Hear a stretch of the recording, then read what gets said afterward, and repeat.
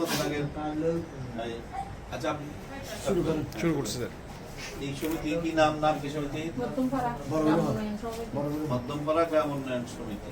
আচ্ছা, কতজন সদস্য আছে সমিতিতে? 25 জন। সবাই কি ঋণ নিচ্ছে? সবাই। বর্তমানে একজন খালি আছে, যেটা ফাইল আমার কাছে আছে। আচ্ছা, এই সমিতি সম্বন্ধে আপনি সংক্ষেপে কিছু কথা বলেন। এই সমিতি সম্বন্ধে আপনার যে অভিজ্ঞতা হয়েছে কাজ করে, সেই অভিজ্ঞতা সম্বন্ধে একটু শেয়ার করেন। আসলে স্যার, এই সমিতিটা বলতে গেলে আমি 2014 সাল থেকে দায়িত্ব নিচ্ছি এখানে স্যার। তার ভিতরে তারা তো একদম তখন তো বাসায় বুঝতো না আমাদের ভাষাগুলো, তখন অনেক কষ্ট করে আসলে নিচ থেকে আমি তখন ফেসবুক করতে আসলে খুবই কষ্ট।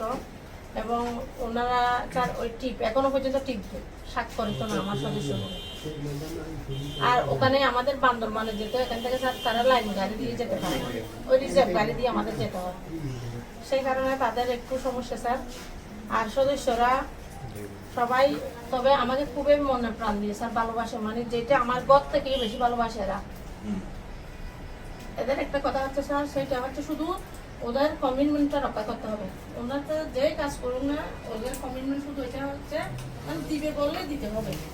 এরা মানে অফিসের এত কিছু প্রসেস এরা বুঝতে চায় স্যার। যেমন আমি আজকে ফর্ম করবো, ওই রকম টাকা আজকে দিতে হবে, কিন্তু এদের মানে ধারণাটা হচ্ছে ওই ধরনের। কিন্তু আমি অনেক কষ্ট করে তাদেরকে বুঝেছি আসলে অফিসের কতগুলো নিয়ম আছে, এগুলো মানতে হবে আমাদের।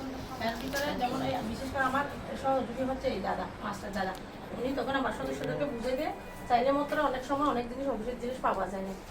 এই কারণে এদেরকে আজকে 14 সাল থেকে 25 সাল পর্যন্ত এদেরকে স্যার একদম নিজের মানুষের মতন করে আমি গড়ে তুলছি এদেরকে বলতে গেলে স্যার। এর ভিতরে এরা ওই বিশেষ করে মেয়েরা যারা আছে, ওরা তো বলতে গেলে পুরুষের সামনে তখন আসতে না। এখন অনেক কাপড় চোপড় করা, তখন যখন আমি